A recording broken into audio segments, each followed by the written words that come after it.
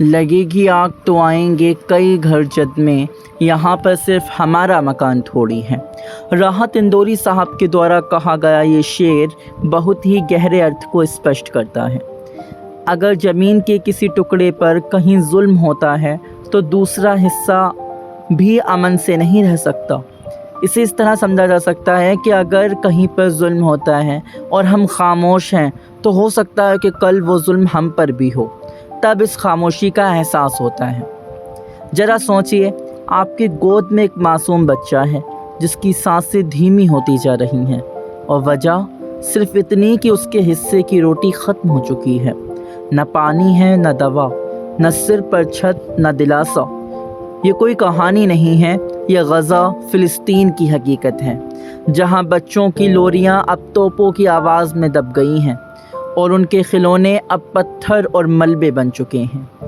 غزہ دنیا کا ایک ایسا ٹکڑا جو کاغذ پر تو زندہ ہے لیکن زمینی حقیقت میں کھلا قید خانہ بن چکا ہے۔ 16 سال سے زیادہ بیت گئے جب سے وہاں کی سیمائیں بند ہوئی ہیں۔ کھانا، دوائی، بجلی، ہر چیز پر پابندی ہے۔ سال 2023 اور 2024 میں جو بمباری ہوئی، اس نے جو تباہی مچائی، اس کے نشان اب بھی زندہ ہیں، دیواروں پر بھی اور دلوں پر بھی۔ سب سے زیادہ چوٹ کھائی ہے وہاں کے بچوں نے۔ غزہ میں آج ہر دوسرا بچہ کپوشن کا شکار ہو گیا ہے۔ ورلڈ ہیلتھ آرگنائزیشن کے انوسار وہاں 40% بچے گمبھیر روپ سے کپوشت ہیں۔ کچھ بچوں کا وزن اتنا کم ہے کہ وہ 5 سال کے ہوتے ہوئے بھی 2 سال کے نظر آتے ہیں۔ پیٹ پھولے ہوئے، آنکھیں اندر دھسی ہوئی اور ہڈیاں بس توچا سے ڈھکی ہوئی۔ یہ درشیہ کسی ہارر فلم کے نہیں ہیں، یہ اس دھرتی کی سچائی ہے جہاں ہم اور آپ جی رہے ہیں۔ فاطمہ غزہ کی ایک ماں ہیں۔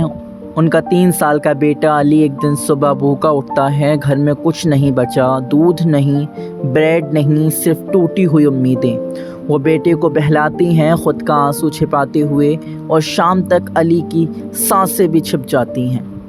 نہ علاج ملا، نہ کھانا، بس ایک بے جان شریر رہ گیا جسے دفناتے ہوئے فاطمہ بھی ٹوٹ جاتی ہیں۔ غزہ کے اسپتال اب اسپتال نہیں بلکہ موت کی تیاری کی جگہ بن گئے ہیں۔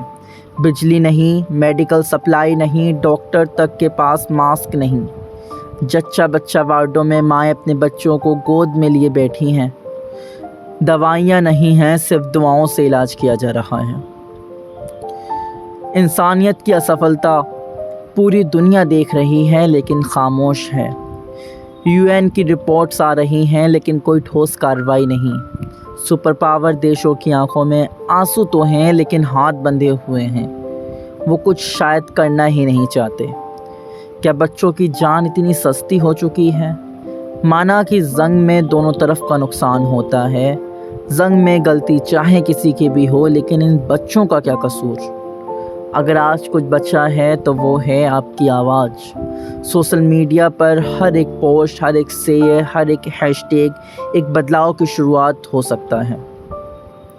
یہ دنیا ابھی پوری طرح سے نہیں مری ہے، کیونکہ ابھی کچھ دل دھڑکتے ہیں، کچھ لوگ روتے ہیں، کچھ لوگ بولتے ہیں۔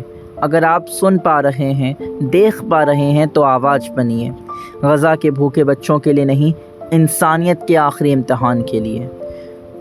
شاید کچھ لوگ یہ سوچ رہے ہوں گے کہ ہم اس مدعے پر بات کیوں کر رہے ہیں، تو معلوم ہونا چاہیے کہ ہمارا دیش بھارت شروع سے ہی دنیا میں لوکتنتر، امن اور شانتی کی آواز رہا ہے، اور ہمارے ملک نے کمزور ملکوں کی آواز بھی ہمیشہ اٹھائی ہے۔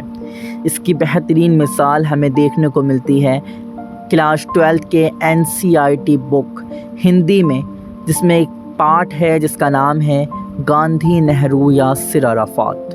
اس پارٹ میں فلسطین کے سوتنترتا سینانی عرفات کا ذکر ہے کہ کس طرح وہ ہمارے دیش نے ان کی مدد کی اور ہمارے دیش نے اپنیویشک دیشوں کی آزادی میں ساتھ دیا اور ظلم کا ہمیشہ وروධ کیا۔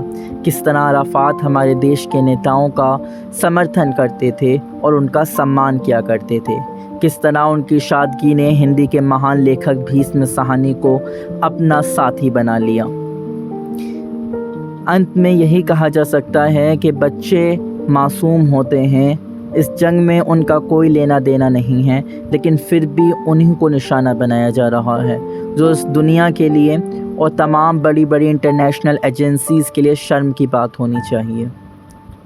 ان بچوں پر یہ ظلم بند ہونا چاہیے اور مانوتا زندہ رہنی چاہیے، کیونکہ اگر غزہ ختم ہوتا ہے تو صرف فلسطین کا ایک حصہ یا فلسطین ختم نہیں ہوگا، بلکہ مانوتا ختم ہو جائے گی، کیونکہ یہ بات کسی سے چھپی ہوئی نہیں ہے۔ اگر آپ کو یہ ویڈیو اچھا لگا ہو تو لائک اور شیئر ضرور کیجیے گا اور چینل کو سبسکرائب کرنا نہ بھولیے گا۔